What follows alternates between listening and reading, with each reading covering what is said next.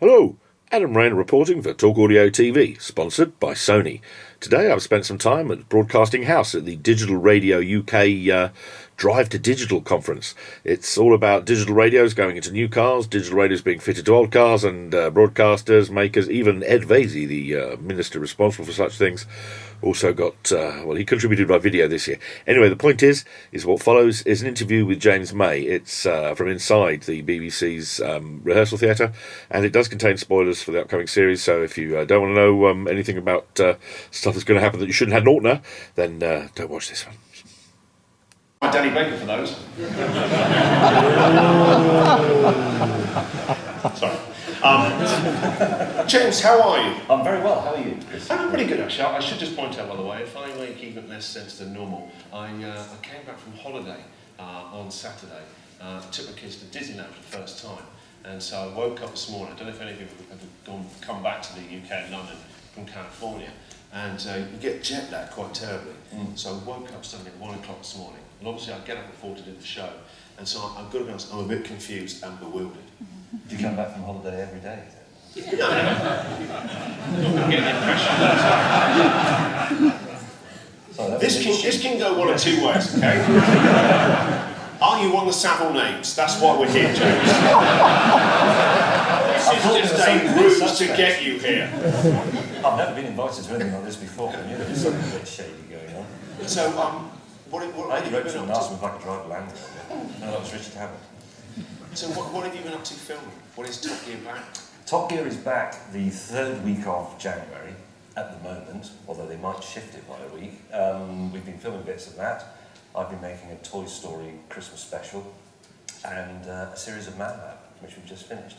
And I believe later on today you're going to see the first cut of the Christmas special Toy Stories? Yes, I'm going to see the director's first, what he calls the cut, what I call the rough assembly. I'm very excited about that. Are we allowed to know what's in it? Yeah, the Toy Stories. Yes, it's a single toy-themed 1 hour special. It's about flying models, and we've built a massive glider in the way you would have built them, those of you who are my sort of age, out of balsa wood and paper and glue. But we've made it very big, and we've approached it very scientifically, and then we do a really epic flight with it, with various bits of actually digital technology on board, and cameras, and record it. Oh, fantastic. It's quite epic, actually. It's a great show, though, that is. Toy Stories is good, isn't it? Not that much, then. Listen, they've had a tough morning, we're lucky they're still awake. They've had a lot of PowerPoint already. Yeah, it's good, I like doing it. I don't know how much longer I'll be allowed to get away with it before somebody at the BBC says, hang on a minute, this bloke's 50 in January and he's playing with an action man. We can't do that at the public's expense, it'll be the next Jimmy Savile game. And Man Lab. Playing with small boys, I'm sorry. Yes. I wish I'd never brought that name up right now. I'm really sorry. And Man Lab, which must be good fun to do as well. Yeah, Man Lab's great fun to do. It is, to be honest, I regret that we ever called it Man Lab because it's a little bit misleading. A lot of people assume... it's a place down Compton Street. Well, either that it's a place down in Compton Street or that it's something cardiovascular and instantly turn off, or that women are excluded, which they're not. And, women are in the Man Lab, they're part of the crew. And Man Lab was one of those working titles, a bit like Oz and James's Big Wine Adventure. It's just what somebody wrote at the top of the page, because you have to put something there. And really it should have been called James May's Wednesday Afternoon Activities at School, or something like that, because that's actually what it is. We just make stuff and do experiments. It's very highbrow. This is quite actually I can tell nobody's ever watched it. No. How about that? Faces. Some time ago, okay, James left a message saying, I need a really big favour, can you call me back? When anyone ever leaves a message like that, you don't really want to call that person back. So I rang him back, slightly reluctantly, and he said, listen, we're doing something for Man Lab involving a fake monster. The BBC have very strict regulations about misleading viewers, okay? And so I can't go to one of the BBC radio stations and have them we film something. But you should pick up the story here. Because this says something about the power of radio. Yes, you mustn't repeat this, any of you, because obviously it hasn't been shown yet. But I'm sort of aware of the ideas of BBC trust and audience trust and so on. I think it's important. But what we were doing was a joke. But there's a very difficult to define line between making a joke and making a joke work and actually effectively exploiting the system that you're very privileged to be a part of, i.e. working with the BBC. So this isn't an inquiry, you don't have to... What I was leading up to saying was, I realised that it was, it was something to feel guilty about and it was potentially scandalous, so I just got Christian to do it. Because he wrote some commercial. Actually, in commercial radio, we don't care about exploitative practices, basically. That's what I took from your message. So you filmed something involving a fake monster. Yes. Was it Skegness Sea? Yes. And... Its head fell off. All right. Yeah, his head fell off.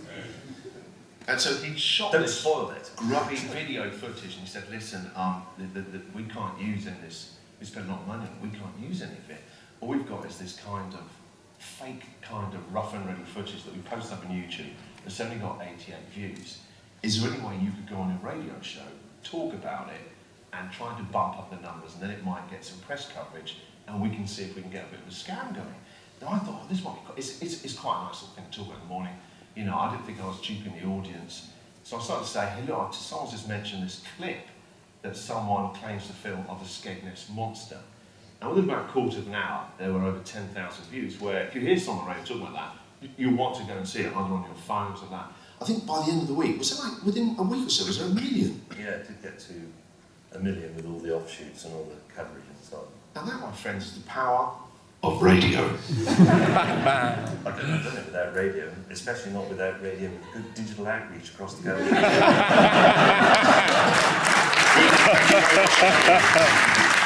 And stand for Jeremy Dodgers.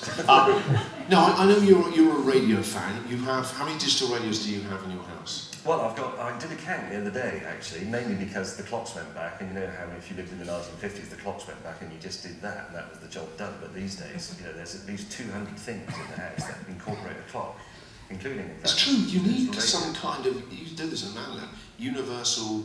But central... Yeah. Yeah, so you do the central heating, and you think, ooh, the car, oh, hang on, the digital then there's the one, the microwave, then there's the one, the microwave, cooker. I've even got a pen with a clock in it. So why would you need that? Well, somebody gave it to me, I don't know, in case right in the middle of writing something you think... We don't know what time it is. It's 10:15, except it's 9:15, because you haven't really said it. Anyway... And how the hours fly by in your house. Yeah, so many years time to put the clocks forward again. But yeah, I counted up, I've got 5 digital radios in the house. Yeah. There's only 3 rooms in it, it's remarkable, really. But I don't have one in the car, I'm ashamed to say. And I think that probably is a bit of an issue. Now, statistics say, I'm not very good at statistics, because I tend not to be able to store them in my head, unlike Jeremy, who's very fond of them. I can't remember who originally said this, but someone said he uses statistics like a drunk uses a lamppost, which is as a prop rather than for illumination.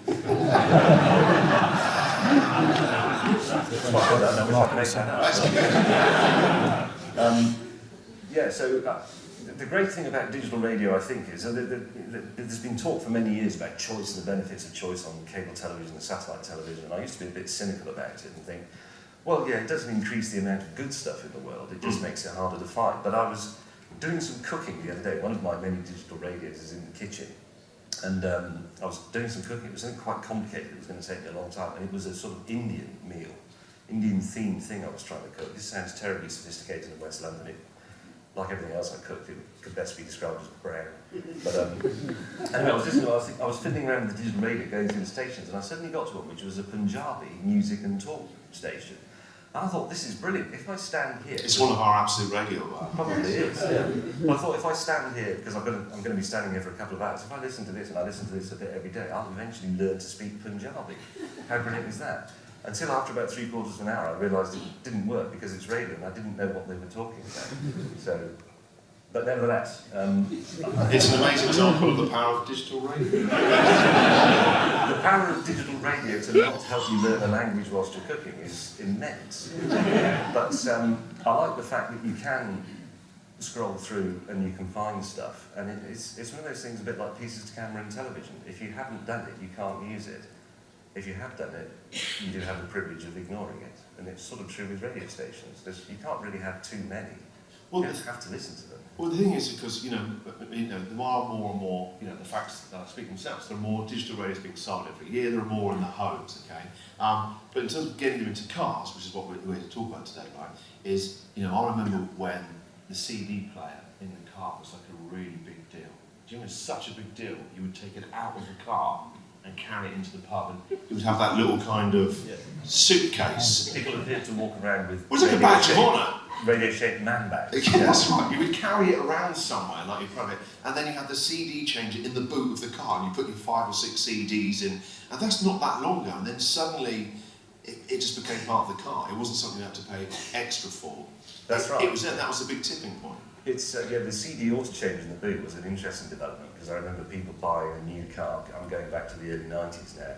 And it had a 6 CD stacker. Multi-changer. And in some Toyota or Lexus, you used to actually label the stacker, so you get 2 cartridges, and one was easy listening and one was jazz, other modern things. And I know that people would put 6 CDs in, and then when they sold the car 5 years later, take those same 6 CDs. And then people got into one, front-loading multi-CD changers that you pushed into the dashboard. But the great irony, I think, for the motor industry with the uptake of digital radio is, I remember those days in the 90s, the early 90s, when car radio theft became very fashionable, and people did used to, as you say, walk into the pub and have it standing on the bar. I know one bloke who actually had it nicked from them. And that's because the radio was a standard cartridge side, and the actual shape of the radio was established in European standards. And in order to combat that, I think, the car industry, I can't remember who was the first to do it. It might have been someone like Citroën, but they integrated the radio into the dash so that you could take it out and put it in another car. And that was a great idea, and everybody did that. But the problem now is that it makes it very difficult to upgrade a radio, because you're talking about changing an integral part of the dashboard structure, and that's probably the hardest bit of a car to dismantle. Actually, dashboards are always very complicated compared with whipping the suspension apart or something. So it seems to me, you're all very welcome to correct me now, because I don't necessarily know what I'm talking about. But if you have an offer like the one Ford has to come in and have your digital radio upgraded, I suspect, what's it going to be, about 170 quid, 180 quid, something like that? Anybody know? Yeah. 180 quid. I suspect quite a lot of that is going to be the cost of getting at the radio. Yeah. In order to add a module. My basic Roberts radio that I use in my workshop is... Did you say my workshop? What do you do with that? Working. Such as? Making things. Like? Motorcycle components. It's a sad story. Look, I haven't invited you to a conference. Anyway, that one was a very nice little... It's a basic one, but it's a nice digital radio, and that cost about 70 quid. Yeah. Which leads me to suspect that a lot of the cost of upgrading cars is actually going to be labour in actually getting the stuff in. Well, it's twofold, isn't it? It's people getting their existing car done, but there's also new cars coming off the production line. I think something like 25% of cars, brand new cars come off the production line, have it now just in the car. Or as an option, yes. Yeah. My brother-in-law got his new Ford the other day. It's just a sales car, and I couldn't believe it. I saw there was a digital radio in there. I was thinking, crikey, this is a really big tipping point for us in terms of having them in the cars. And it's not just, I'm not just speaking about Absolute Radio, this is a lot of other commercial radio stations and 5 Live as well. This is BBC and commercial radio. It is the future for all of us. But it's just a matter of raising awareness, but also people who are here today realising that it's a big part, the next step. TV has benefited from so many experience changes, how you're watching that high definition, from flat screens or stuff like that. Radio's been very slow to benefit from those changes to make the actual listening experience a lot better. And now digital radio is a big game changer for us. And so it being in the car is a massive part of that. Really, over the next couple of years, we should see those figures where they are now start to transcend. Those figures should be reversed in terms of out-of-car listening digitally being really big. It should be the car radio listening is bigger than that. Because in terms of the amount of people listening to radio in the car, I'm sure most of you hopefully have got that story where you heard something on the radio, whether it's a bit of football commentary, sport commentary, or it's a bit of women's hour, something that made you stay in the car for 5 or 10 minutes just to hear how something ended. That's the power of radio in the car, and that's why we really, really need everyone to be on board to understand how important it is for us. I'd agree with that. I think it's easy to overlook how much radio listening is actually done in the car. Yeah. And in recent years, the car has become a sort of inconvenient wheeled personal stereo device where a lot of people... To give it a catchy slogan, Yeah, it doesn't really go anywhere for a lot of people. It's somewhere where you sit and listen to the radio. And I'm a big fan, actually, in the car of radio rather than CDs or iPods or any of the rest of it. I like the idea that you drive along and someone else is turning the dial on the virtual iPod, even if it's you, Christian. You know, it still can be quite rewarding occasionally. Apparently, that's an insult, isn't it? Yes. But I thought it's the surprise element of radio is great. And if you go to digital, it doesn't necessarily mean that people in cars will start trying to listen to Punjabi radio and learn it or anything like that.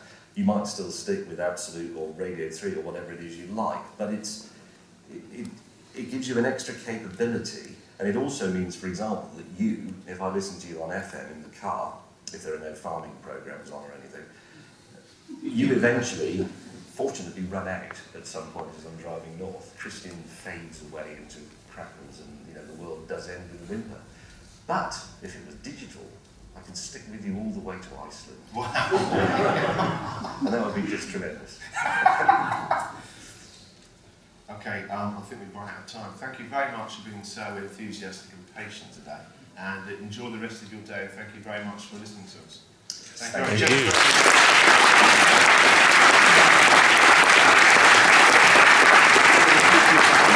James May and Christian O'Connell. Thank you both very much indeed. Before